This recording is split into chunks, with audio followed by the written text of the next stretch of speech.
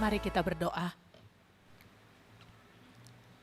Tuhan, kembali lagi kami memohon pertolongan-Mu.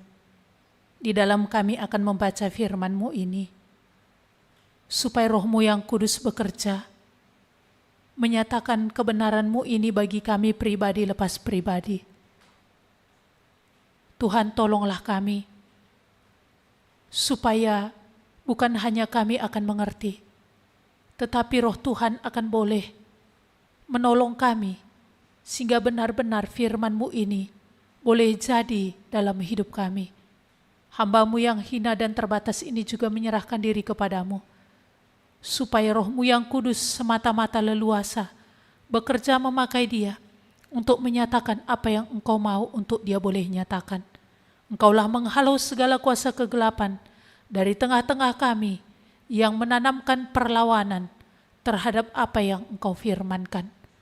Berkati kami Tuhan, di dalam nama Yesus kami berdoa. Amin.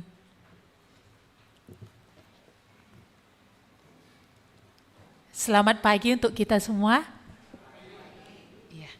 Pagi ini kita akan belajar firman Tuhan dari Mazmur 121 ayat 1 sampai 8. Saya akan bacakan untuk kita semua. Nyanyian ziarah. Aku melayangkan mataku ke gunung-gunung. Dari manakah akan datang pertolonganku? Pertolonganku ialah dari Tuhan yang menjadikan langit dan bumi. Ia takkan membiarkan kakimu goyah. Penjagamu tidak akan terlelap, sesungguhnya tidak terlelap dan tidak tertidur. Penjaga Israel, Tuhanlah penjagamu, Tuhanlah naunganmu di sebelah tangan kananmu. Matahari tidak menyakiti engkau pada waktu siang atau bulan pada waktu malam. Tuhan akan menjaga engkau terhadap segala kecelakaan. Ia akan menjaga nyawamu. Tuhan akan menjaga keluar masukmu dari sekarang sampai selama-lamanya. Iya. Di sini tema kita adalah pertolongan sejati. Iya. Berarti ada pertolongan yang tidak sejati. Sejati berarti yang sesungguhnya. Sebenar-benarnya. Berarti ada yang tidak sesungguhnya. Iya. Mulai dari Mazmur 120 sampai Mazmur 134 ini berbicara semua tentang nyanyian ziarah.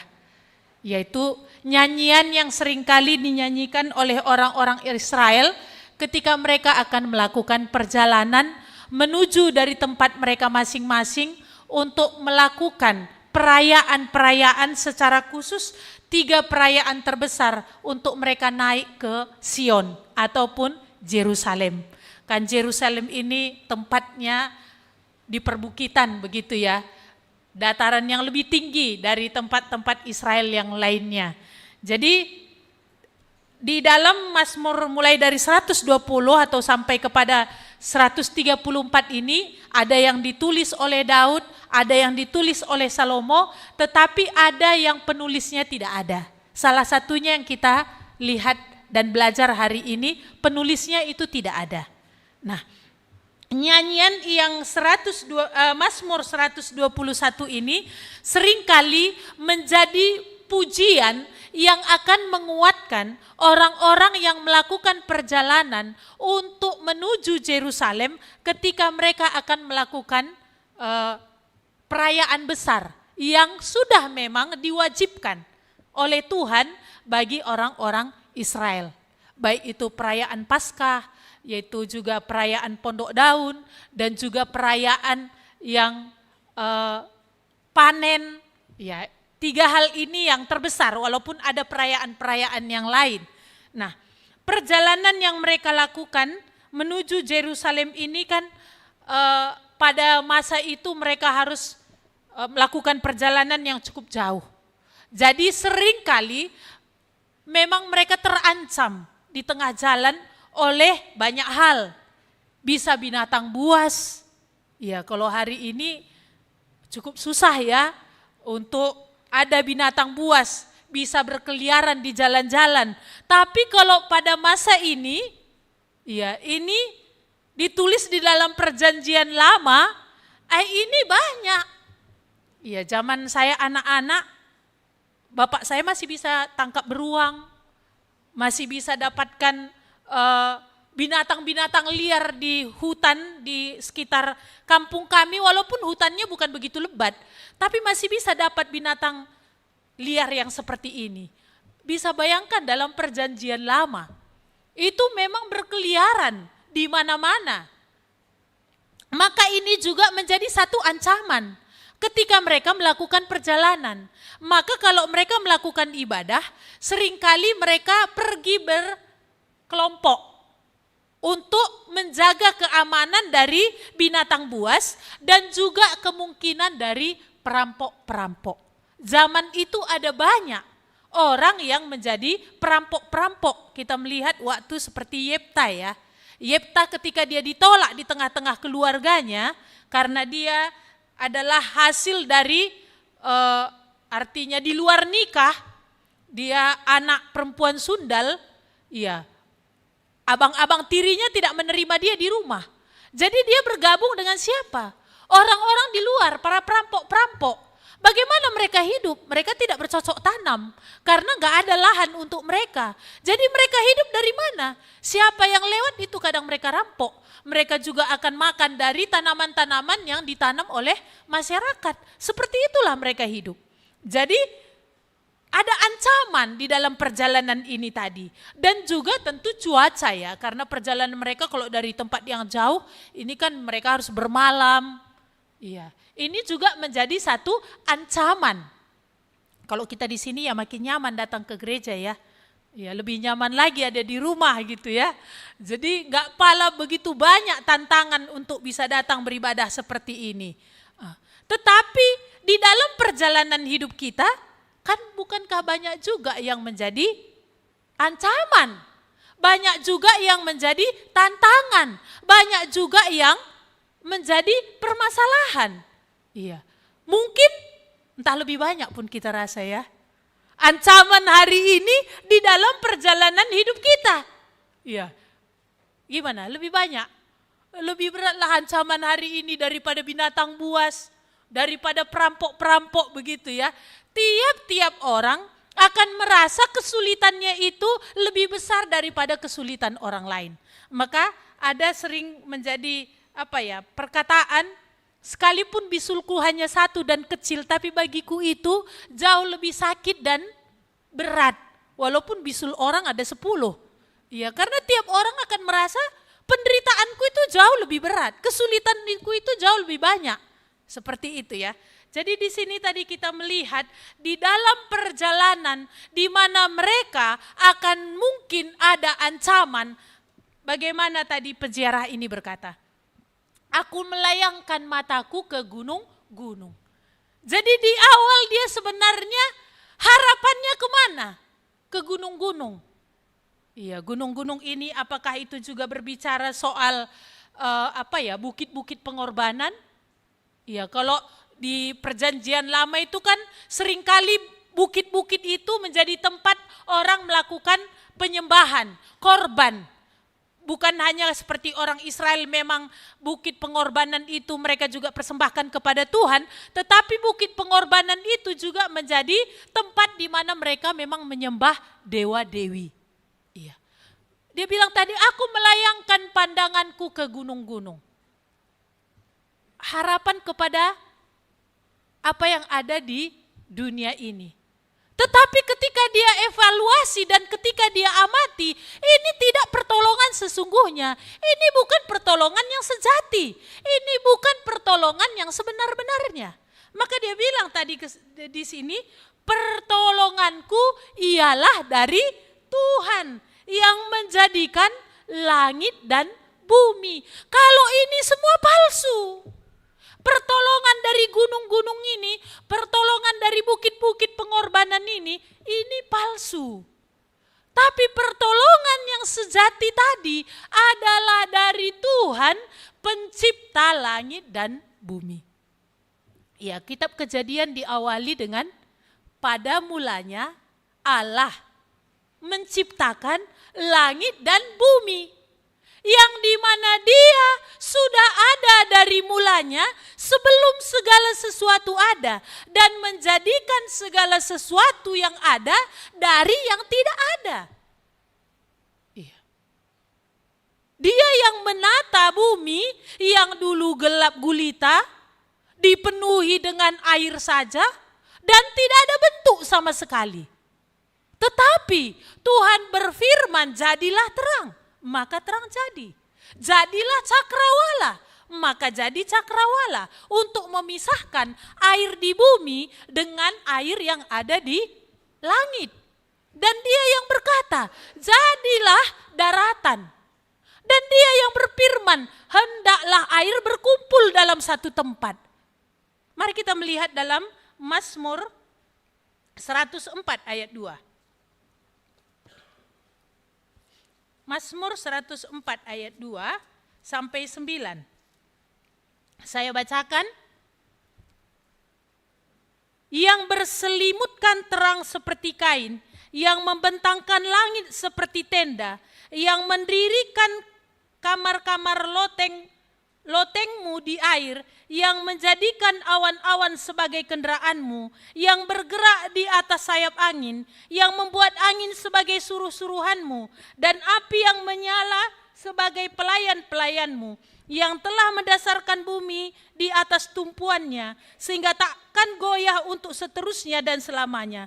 Dengan samudera raya engkau telah menyelubunginya, air telah naik melampaui gunung-gunung, terhadap hardimu air itu melarikan diri, lari kebingungan terhadap suara gunturmu, naik gunung turun lembah ke tempat yang kau tetapkan bagi mereka, batas kau tentukan, takkan mereka lewati, takkan kembali mereka menyelubungi bumi. Seperti inilah Tuhan yang menciptakan langit dan bumi tadi, yang penuh kuasa dengan firman-Nya.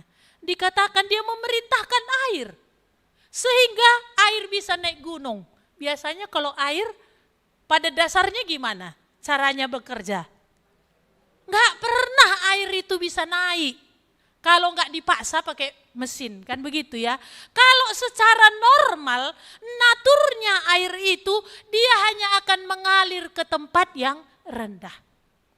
Tak pernah bisa mengalir ke tempat yang tinggi. Tetapi di sini dikatakan engkau memerintahkan air untuk bergerak sehingga dia naik gunung dan turun lembah. Siapa yang mengerjakan ini? Tuhan. Dan engkau membuat batasnya, sehingga mereka tidak bisa melewati batas itu, dan tidak akan pernah lagi air menyelubungi bumi. Di mana pernah air menutupi kembali dunia, itu kita tahu, zaman Nuh. Ketika kejahatan Tuhan lihat sudah semakin merajalela, dan Tuhan melihat tidak akan mungkin ada lagi yang baik, kecuali apa? Zaman purba ini dilenyapkan. Tetapi 8 orang yang sungguh mendengarkan Tuhan, itu yang selamat beserta dengan hewan yang sepasang-sepasang, yang Tuhan hantarkan ke Bahtera Nuh. Selebihnya lenyap. Tetapi dikatakan, kemudian Tuhan memerintahkan, air laut gak akan bisa lagi membatasi, air laut tidak akan bisa melewati batas, sehingga menenggelamkan bumi lagi. Ya kalaupun ada tsunami kan begitu ya, tapi bukan menenggelamkan bumi. Hanya beberapa wilayah di daerah-daerah tertentu. Kalau Tuhan tidak membatasi, siapa yang bisa menahan daripada gelombang-gelombang itu? Kalau Tuhan tidak membuat batas, siapa yang akan bisa berbicara kepada gelombang sehingga bisa dia tunduk? Maka kita melihat di sini, ini semua adalah di dalam kuasa Tuhan. Maka tadi pemazmur ini katakan, pertolonganku dari Tuhan pencipta langit dan bumi. Yang menciptakan seluruh bintang-bintang yang ada di angkasa sana. Kalau kita bilang, Tuhan itu tidak ada. Ya hari ini kan banyak ya, remaja-remaja sudah nggak malu, artinya apa? Malah mereka bangga menyatakan, aku ini ateis. Aku tidak percaya Tuhan. sebenarnya sangat konyol dengan pemikiran seperti itu. Yang berkata, aku tidak percaya Tuhan ada. Iya, bunga ini aja ada, nggak bisa dia jadi kalau nggak ada yang dibuat. Apapun yang ada di sini nggak pernah bisa ini ada, emang bisa. Tiba-tiba simsalabim dia muncul. Nggak ada. Lalu keberadaan kita sebagai manusia ada, apa itu muncul tiba-tiba? Apa dengan semua yang ada di dalam alam semesta ini? Itu ada dengan sendirinya. Dan lalu bagaimana itu teratur semua di dalam alam semesta ini, dalam rotasinya masing-masing, apa itu semua kebetulan? Dan apa itu semua adalah ada begitu saja? Tanpa ada seseorang ataupun ada yang mengaturnya. Tidak mungkin. Maka sekalipun orang berkata aku ateis dan aku tidak percaya Tuhan, bukan karena dia tolak Tuhan gak ada maka Tuhan itu gak ada. Dia tolak pun Tuhan itu tidak ada, Tuhan itu tetap ada. Dan apa? Masa hidupnya saja pun siapa yang menentukan? Iya, kalau kemarin saya cerita di Natal anak di sini ya, bagaimana salah satu kan dari adik yang di sini kerja di sekolah internasional. Yayasannya itu orang yang sangat rendah hati, dia percaya Tuhan memang. Dia tamatan dari Amerika, sangat pintar, tapi rendah hati. Dia bisa bergaul dengan semua guru-guru itu. Nanti anak-anak itu pulang sekolah bisa dia main basket sama. Orang-orang tua pun datang nanti dia sapa. Seperti itu. Tetapi siapa yang tahu? Dia sendiri pun tak tahu. Dia gak pernah punya riwayat ada masalah dengan kesehatannya yang sejauh dia tahu. Tetapi apa? 3 hari yang lalu dia main golf di Royal ini. Pulang dari main golf, dia merasa sesak di dalam mobil. Lalu dia banting setir di Jalan Jamin Ginting ini supaya apa? Tidak terjadi kemacetan. Tapi gak ada yang tahu. Dia telepon istrinya, jemput aku dan mobil di sini. Setengah jam gak ada orang tahu karena dia minggir. Mati. Kalau kita lihat dengan usia 42 tahun, dengan orang yang takut akan Tuhan dan sungguh-sungguh sepertinya dia dibutuhkan dan banyak hal yang masih dia pikirkan menjadi kemajuan yang dia mau buat di sekolah itu. Kayaknya orang kayak gini tunggu dulu lah. Yang cocok yang mana duluan pulang? Koruptor-koruptor gitu ya. Inilah kan, oh ini cocok pulang duluan ini. Ini pengganggu. Ini cocok duluan pulang ini. Ini bikin masalah. Siapa yang tahu? Bukankah dalam hal ini adalah Allah itu Allah? Dia Allah yang berdaulat atas hidup manusia. Mau seperti apapun manusia ini memperpanjang hidupnya, saya yakin kalau Bapak ini seseorang yang pasti juga apa dari segi makanan mungkin dugaan saya. Entah juga menjaganya apa yang dia makan. Siapa yang tahu soal usia? Dalam hal ini siapa yang bertindak? Bukankah Allah yang berdaulat di dalam hal usia? Maka adalah konyol sebenarnya kalau ada orang berkata, aku tidak percaya Tuhan ada. Untuk sedetik ke depan pun dia nggak tahu seperti Bapak ini tadi. Kapan orang akan pulang? Siapa yang tahu akan hal itu? Maka di sini tadi kita melihat bagaimana pemazmur ini tadi berkata, pertolonganku yang sejati tadi adalah dari Allah, pencipta langit dan bumi. Iya. Ada lagi pertolongan lebih tinggi dari hal ini? Iya. Apa yang menjadi kekuatan pertolongan kita dalam menjalani hidup ini? Bersandar kepada pikiran ini, bersandar kepada hikmat kita ini sendiri, bergantung kepada uang tabungan, bergantung kepada pekerjaan, bergantung kepada apa yang artinya orang-orang sekeliling kita.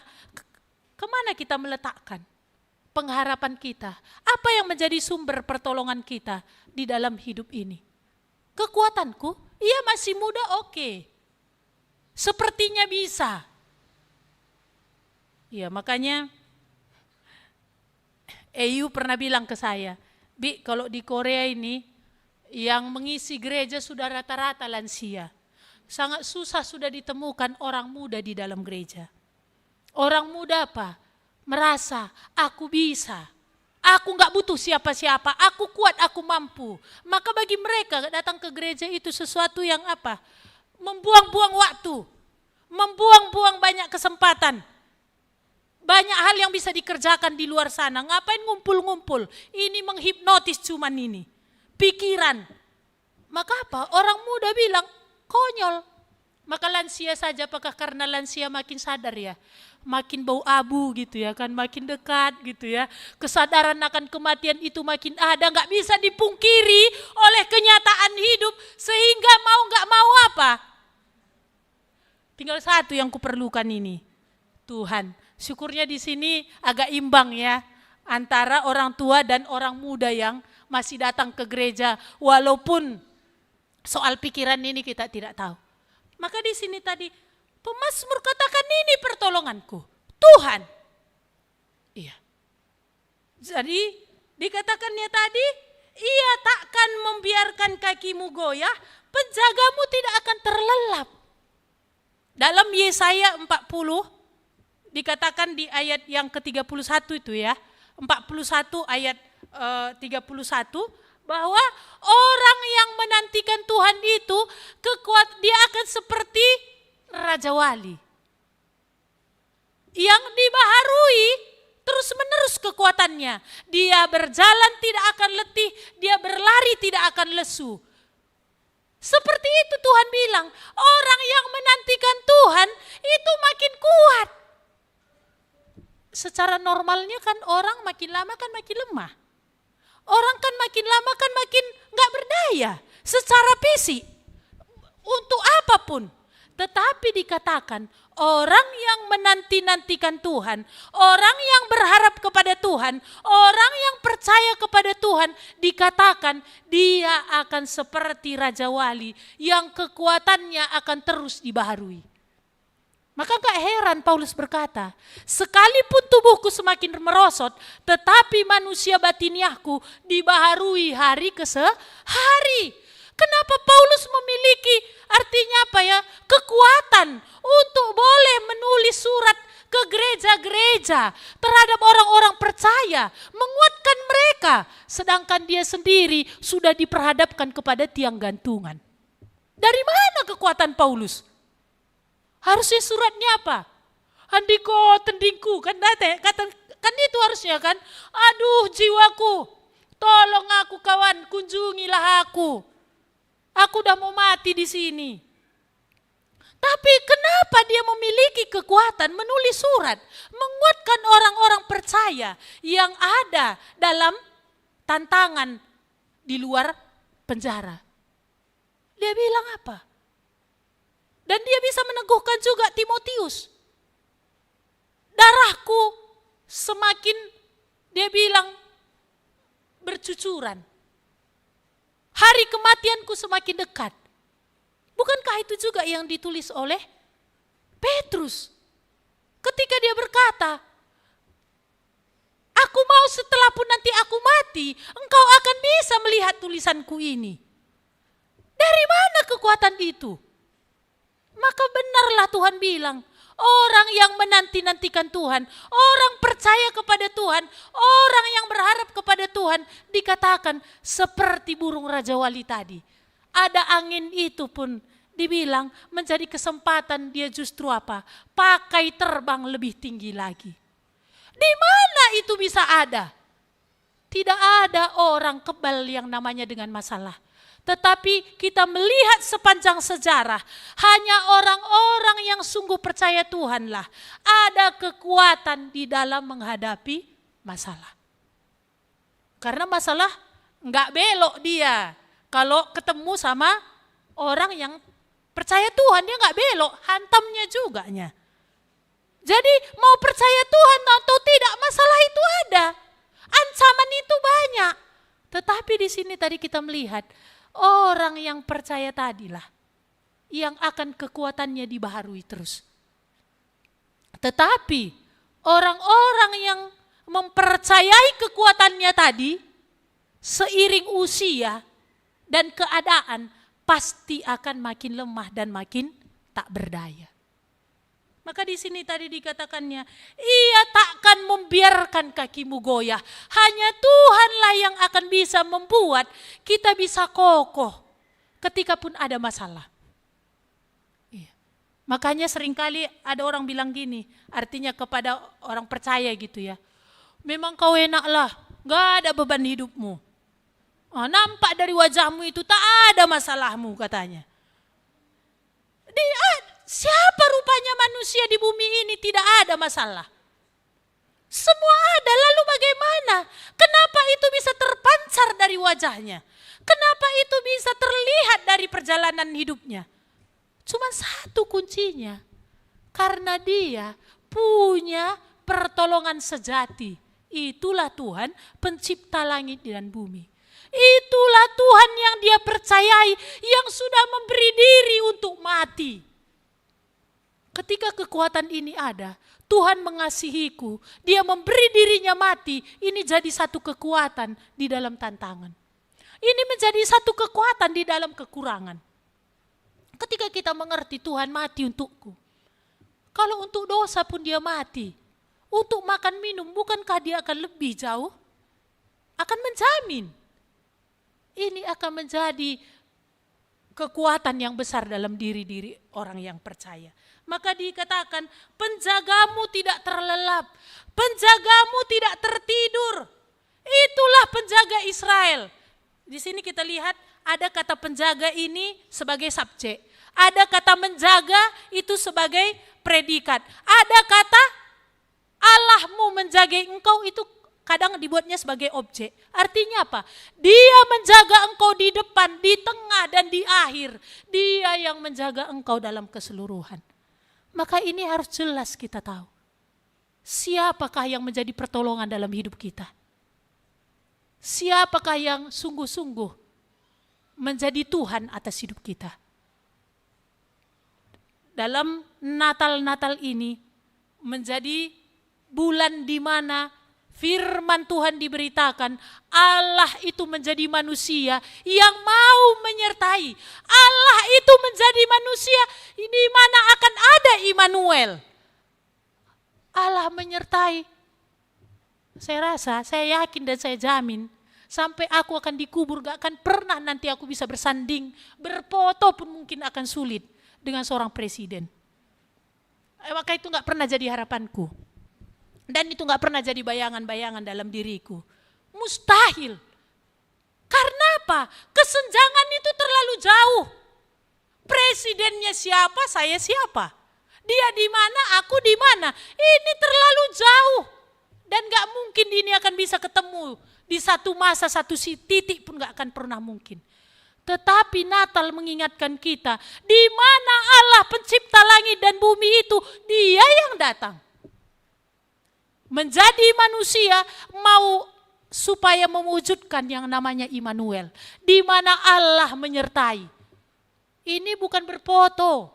Di mana hanya akan ada satu waktu dan satu masa. Tapi menyertai sepanjang hidup bahkan sampai kepada kekekalan. Di mana Immanuel ini tadi Allah yang menjadi manusia. Iya, apa susahnya Allah jadi manusia yang susah dan yang gak mungkin terterima otak manusia yang jadi Allah kan gitunya. Ini gak mungkin kan? Ini yang justru yang harusnya gak terterima otak. Manusia jadi Allah. Tapi kalau Allah jadi manusia di mana susahnya? Kalau dia Allah yang menjadikan alam semesta dengan berfirman saja, dari yang tidak ada menjadi ada, apa susahnya dia jadi manusia? Maka kita melihat ini hal yang sangat spesial. Ini mujizat yang paling ajaib. Di mana Allah mau jadi manusia. Dan yang paling ajaibnya, di mana Allah mau mati untuk manusia yang dia ciptakan. Ini hal yang paling ajaib. Maka gak heran kalau lahir lagu pujian itu. Kasih yang ajaib, kasih dari Golgota, kasih yang membawa Allahku turun dari sorga. Apa itu kasih? Satu tindakan yang seringkali di luar dari pikiran. Yang mendasari apa yang dalam diri orang itu bukan dalam diri orang yang mau dikasihinya. Ini kasih. Apa yang menjadi dasar Allah mengasihi kita? Gak ada dari mananya. Tetapi itulah. Karena Dia yang menciptakan kita. Karena Dia yang sudah membentuk kita di dalam diri kita ada yang kekal. Dia Allah yang mengasihi kita tadi. Dia tidak mau kita akan binasa dalam kekekalan oleh karena dosa. Maka Dia tadi di sini kita lihat. Ini penjagamu tidak terlelap. Siapa rupanya manusia paling kuat di bumi ini gak pernah tidur. 2 hari sih sanggup ya, gak tidur. Ada sini gak tidur 2 hari ya? Ada. Orang-orang muda banyak di luar sana gak tidur 2 hari. Ngapain dia nonton, main game. Berapa jam? 48 jam. Sanggup. Tapi nanti hari ketiganya udah tidur 24 jam. Diangkat maling pun semua barangnya gak tahu lagi dia. Kenapa? Udah terlelap. Tapi di sini tadi dikatakan Allahmu itu tidak tertidur, tidak terlelap. Iya.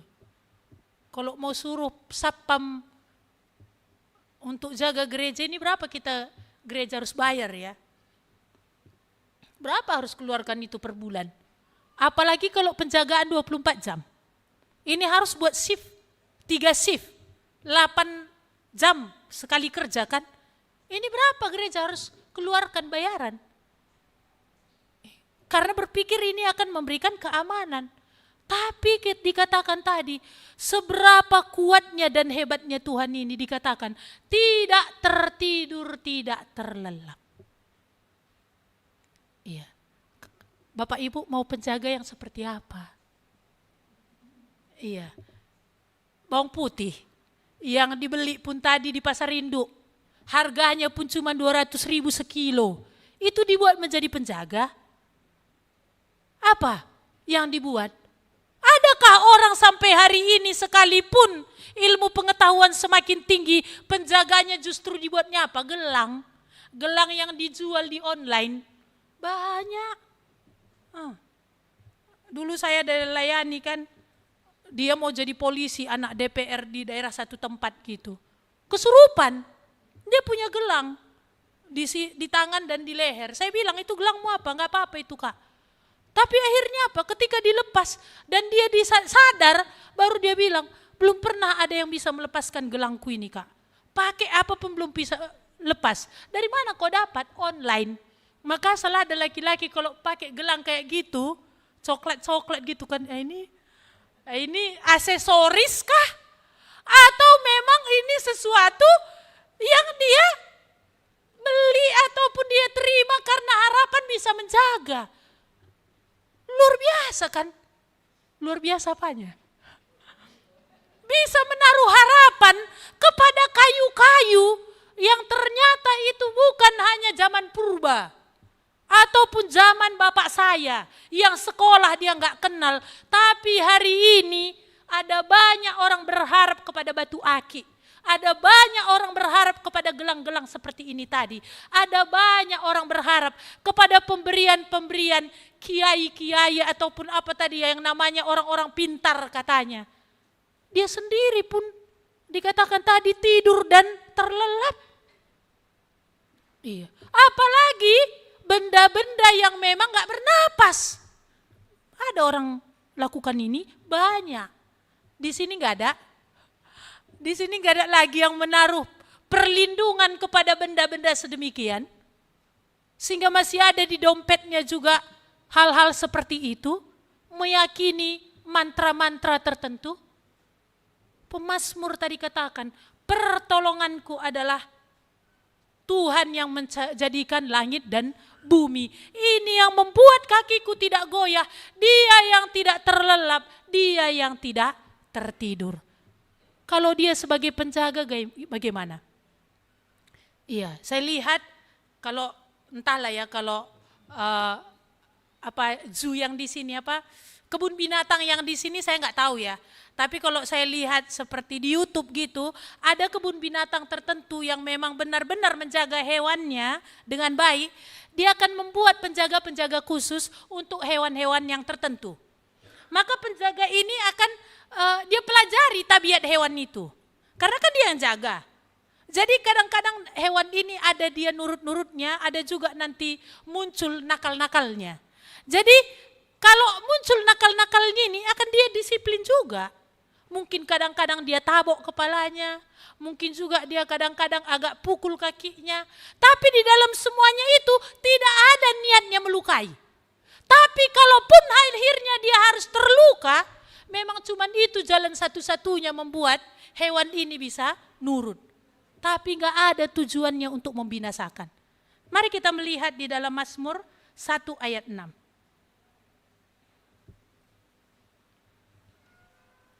Mazmur 1 ayat 6 saya baca.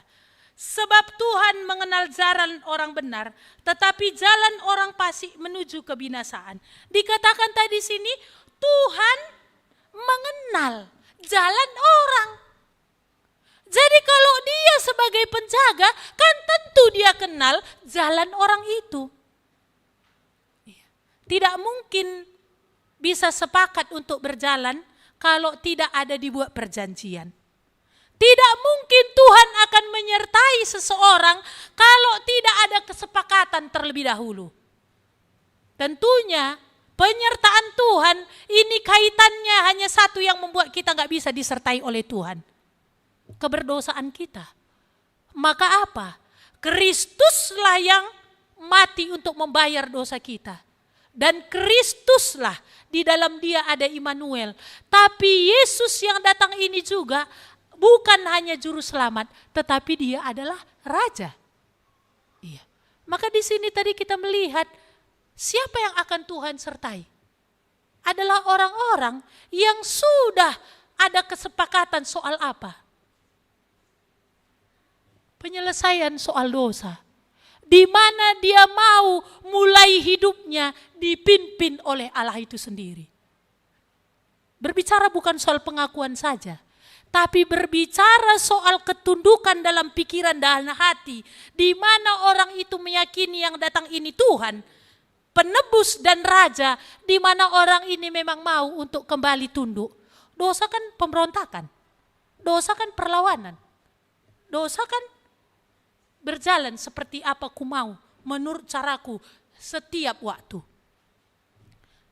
Jadi datang kepada Tuhan. Percaya kepada Tuhan berarti apa? Kembali aku menundukkan diriku. Walaupun di dalam perjalanan kadang-kadang keakuan ini muncul.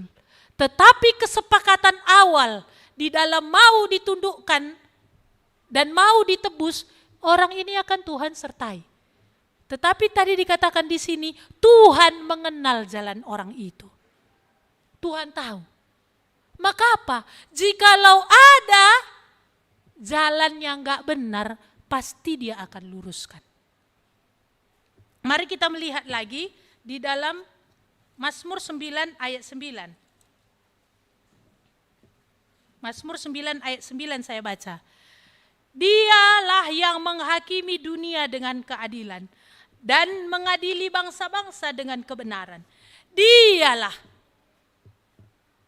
yang menghakimi. Iya, kalau di dalam sebuah pengadilan yang tertinggi itu siapa? Hakim. Dia yang membuat keputusan. Masalahnya hakim di bumi bisa disogok. Sehingga keadilan bisa dibelokkan. Kebenaran itu bisa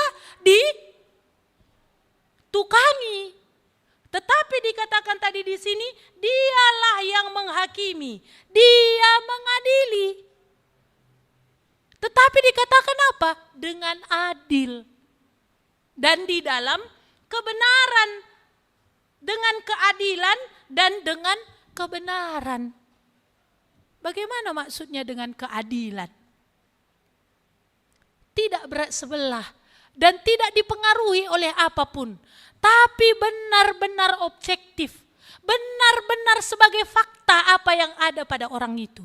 Tidak dipengaruhi oleh perkataan orang-orang. Makanya seringkali seperti Tuhan katakan itu ya, Buluh yang terkulai tidak dia patahkan. Sumbu yang pudar warnanya dia tidak padamkan. Kenapa? Kadang-kadang kan dari sudut pandang kita, ini entah ada hal-hal tertentu dalam dirinya mungkin ya, yang kita lihat ini sesuatu yang gak beres. Tapi siapa yang tahu dalam hatinya? Dia menjerit. Siapa yang tahu dalam hatinya dia bergumul? Siapa yang tahu? Bahwa jauh di dalam hatinya, Tuhan tolong aku. Siapa yang tahu? Maka dikatakan, buluh yang terkulai dia tidak patahkan. Sumbu yang pudar warnanya dia tidak putuskan. Iya. Kita lihat apa yang dia buat terhadap Petrus.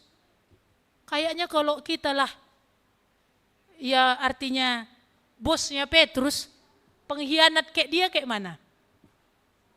Sudah dikeluarkan, out. Nggak lagi jadi perhitungan kalau pengkhianat macam si Petrus ini. Tapi kita lihat bagaimana Allah yang adil tadi. Dia tahu bagaimana posisi Petrus sebagai manusia dalam ancaman sebesar itu. Di awal pun sebenarnya sudah Tuhan ingatkan. Memang hati Petrus ada di dalamnya. Aku mau mengasihi Tuhan. Tapi Tuhan udah tahu ukuran kawan ini untuk bisa mengasihi dia. Tuhan udah tahu. Maka Tuhan udah bilang, Petrus, sebelum ayam berkokok pun nanti udah kau sangkal aku 3 kali. Belum 2 kali ayam berkokok, kau udah sangkal aku 3 kali. Tapi masalahnya kan Petrus ngotot. Mati pun aku mau Tuhan. Memang itu hatinya, tapi kemampuannya gak seperti itu. Itu kerinduannya. Tapi memang kenyataannya dia belum seperti itu. Tapi kita melihat dalam pengkhianatan yang Petrus lakukan, bukankah dia menangis? Dan bagaimana Tuhan yang pertama kali dia ingat ketika dia bangkit siapa? Jumpai Petrus, kan itu katanya kepada perempuan itu. Aku menunggu dia di Galilea. Dan bagaimana Tuhan menggiring Petrus ini sehingga sampai sebagai pernyataannya. Memang pernyataannya tadi kemudian kekuatannya sudah dilatih Tuhan sedemikian. Maka Tuhan bilang, kau nanti ketika kau sudah menjadi tua kau akan ditangkap dan diikat. Tapi kau enggak melawan lagi. Siapa yang kerjakan itu? Bukankah Tuhan yang bekerja di dalam diri Petrus, tetapi memang Petrus sendiri pun ada di dalam ketaatan itu kepada Tuhan. Maka dikatakan tadi apa? Dia menghakimi dengan adil. Dia enggak berat sebelah. Beda dengan kadang-kadang mama-mama ya. Kalau anaknya yang bikin kesalahan, misalkan kan, enggak tanya itu duduk perkaranya yang ditempeleng anak tetangga. Memang kau kurang ajar kau terus ya katanya. Padahal tadi anaknya menjadi pemicu awal. Enggak ditanyanya itu. Yang dia lihat anaknya menangis, yang dia lihat anaknya terluka. Oh berarti kawan ini biang kerok ini pak. Iya. Kan gitu ya. Tapi kalau Tuhan ini tadi dia adil. Dia tidak dipengaruhi oleh apapun. Tetapi dia akan bertindak sungguh sebagaimana sebenarnya.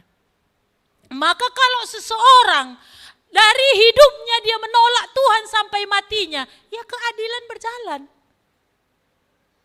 Ya kalau dia tolak Tuhan dari sini, ngapain pula sama Tuhan nanti di kekekalan? Orang dari sini saja dia nggak demen sama Tuhan, kok bisa pula nanti satu rumah sama Tuhan? Ini kan nggak mungkin. Iya. Tapi dikatakan juga tadi, dia mengadili bangsa-bangsa dengan kebenaran. Termasuk kepada orang yang sudah dia tebus. Akan dia adili di dalam kebenaran. Di mana juga yang dia sudah tebus itu akan dia didik. Sama halnya seperti penjaga hewan tadi. Kalau hewan itu ada kadang muncul nakalnya. Ya kalau peringatan dikit-dikit juga enggak dia gubris. Peringatan agak lebih keras sedikit lagi. Itu juga diabaikan. Ya lebih keras lagi. Mungkin sampai kepada terluka pun gak apa-apa. Asal kembali kepada benar tindakannya. Tapi gak ada tujuan daripada Tuhan membinasakan. Gak ada. Maka di dalam didikan, di dalam apa yang dia buat tadi adalah semata-mata untuk kebaikan. Tapi ini bukan sesuatu yang perlu dimanfaatkan. Karena di mana didikan ini tidak mendatangkan dera. Di mana didikan ini tidak mendatangkan sakit. Didikan tetap akan mendatangkan ada rasa sakit. Maka di sini tadi kita melihat dia yang menghakimi dengan keadilan dan mengadili bangsa-bangsa dengan kebenaran. Lalu kalau begitu apa yang perlu? Sebagai orang-orang yang sudah dia tebus. Mari kita melihat dalam Ulangan 28 ayat 6. Ulangan 28,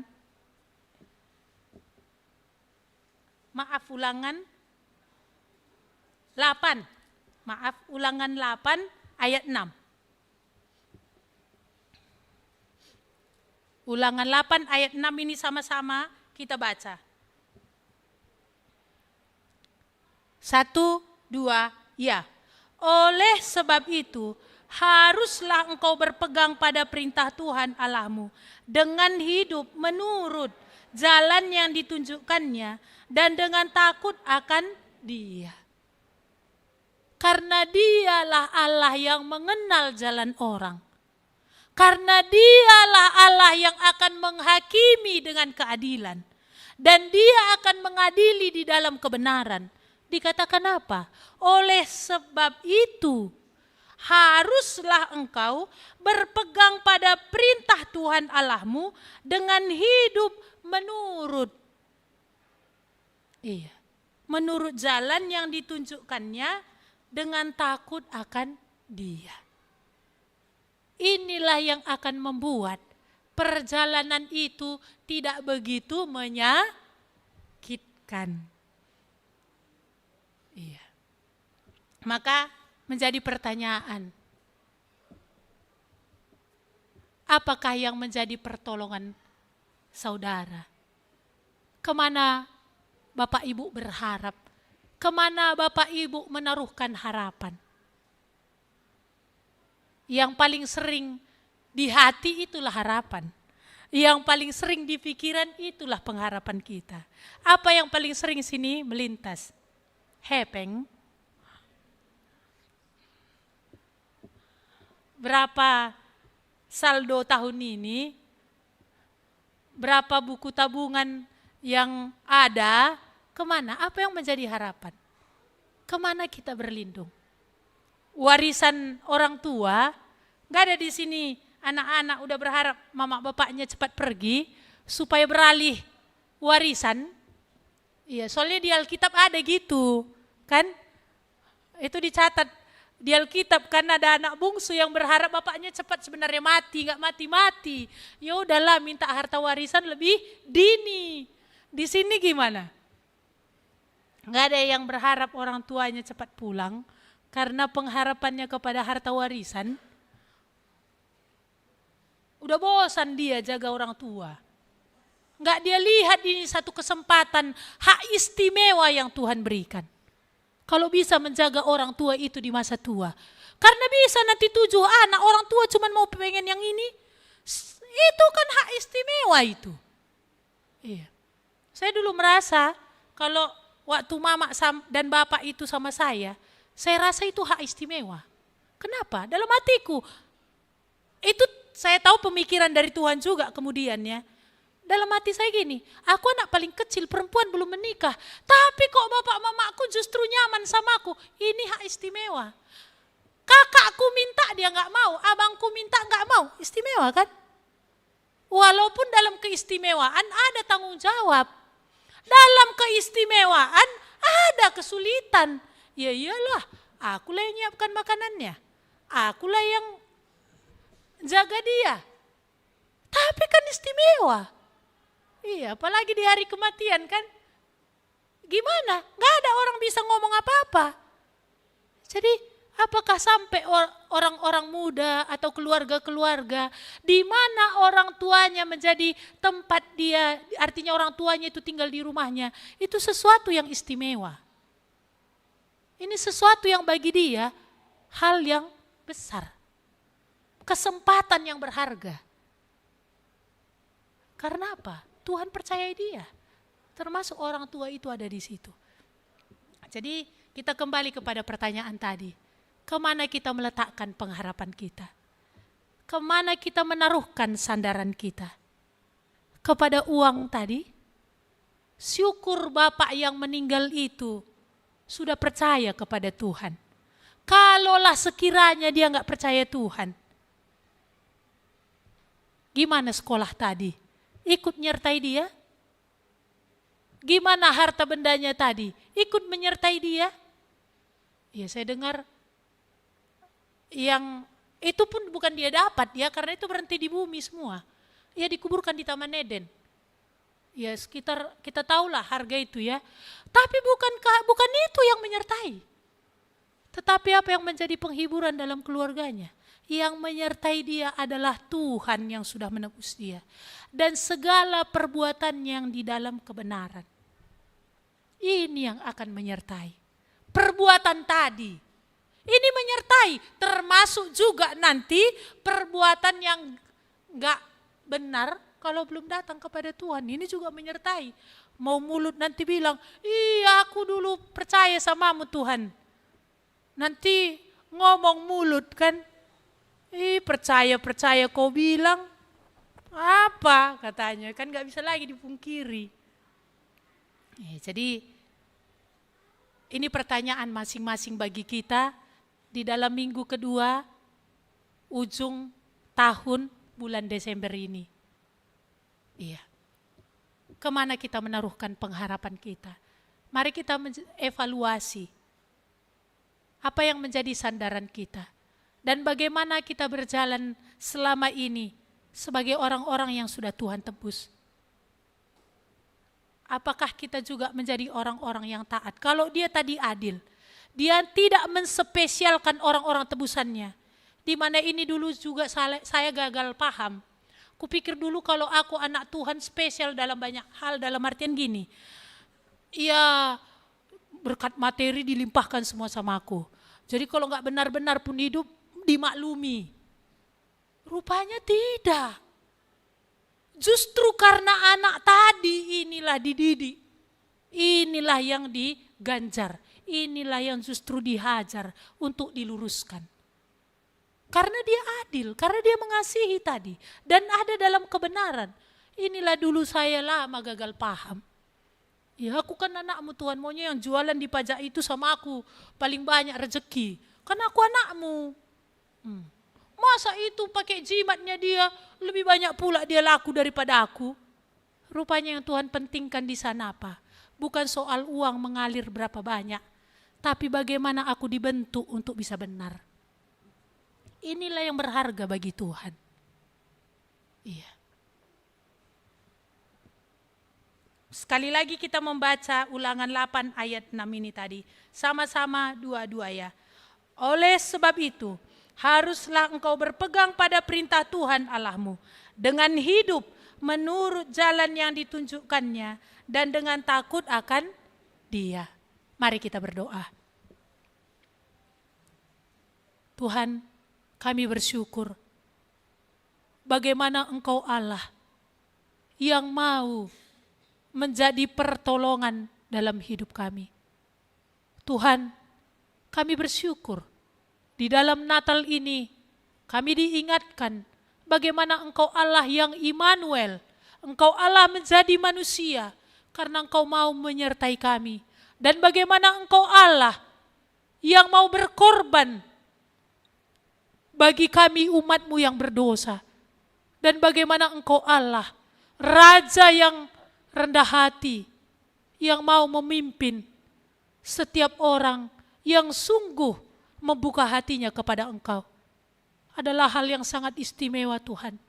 Ketika Engkau Allah yang rendah hati itu menjadi Raja atas hidup kami. Karena tidak ada tujuanmu. Adalah untuk keegoisanmu.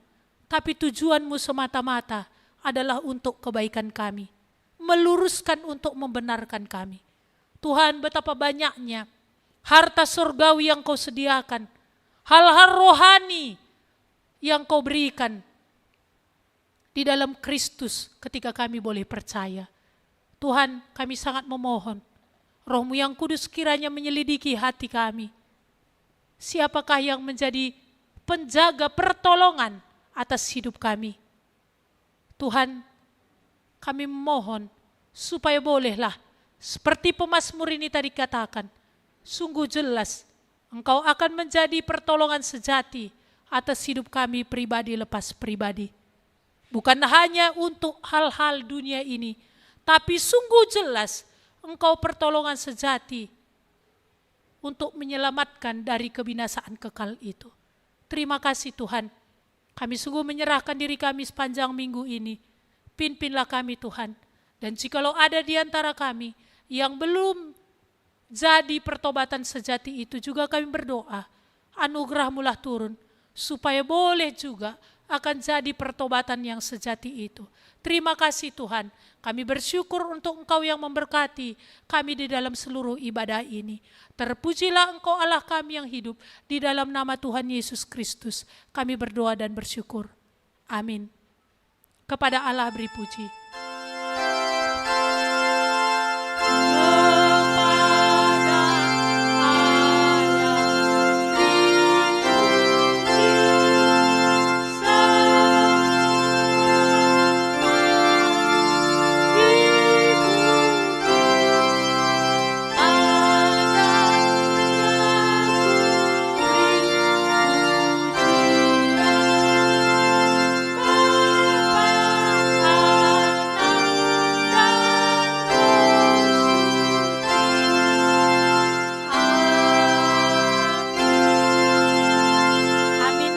Hari Minggu untuk kita semua.